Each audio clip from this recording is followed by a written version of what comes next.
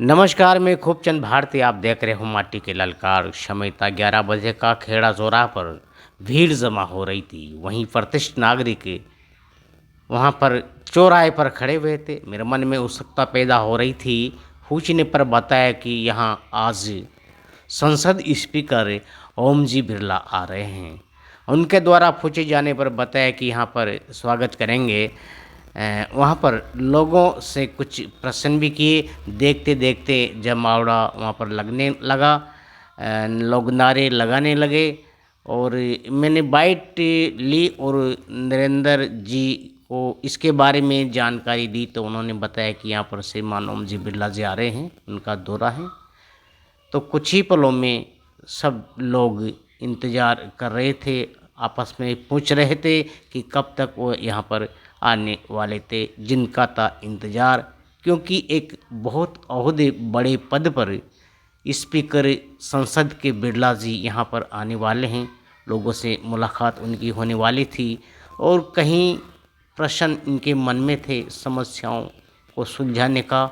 और एक खड़े हो रहे थे, माला हाथों में थी। स्वागत की आतुर बेला में उनके इंतज़ार में सभी ग्रामवासी खड़े थे। कुछ समय बाद आते हैं बद्री जी गोचर।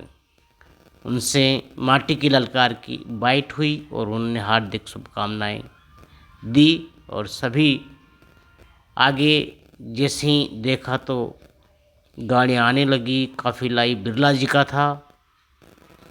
रोड पर पुलिस की गाड़ियाँ, अग्निशमन की गाड़ियाँ आ गई और कुछ क्षणों में बिरला जी अपनी गाड़ी से उतर करके सभी के बीच में आ गए। लोग माला पहना करके उनका स्वागत अभिनंदन कर रहे थे और अपने आप को गौरवान्वित महसूस कर रहे थे। और बिरला जी के जो गार्ड थे वो लोगों की भीड़ को बिरला जी हाथ जोड़ करके सभी से अभिवादन कर रहे थे। और यहाँ का माहौल था वो एकदम बदल चुका था। सभी लोगों को इनको माला पहनाने और अनेक प्रकार की समस्याओं के बारे में बताने का एक बहुत बड़ा मौका अवसर मिलने को था।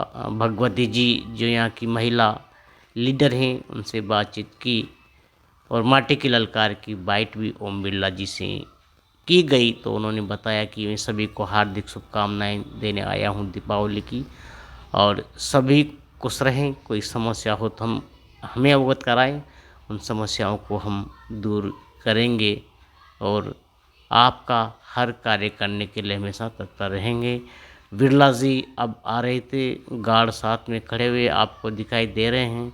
ये एक कचौरी की दुकान पर पहुंचते हैं।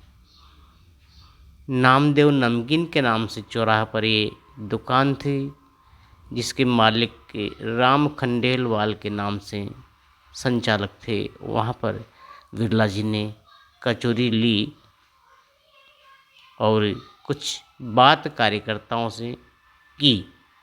कचौरी लेने के बाद में उन्होंने भेंट के रूप में कुछ पैसे निकाल करके दुकान मालिक को भेंट किए और कचौरी लेकर के उसका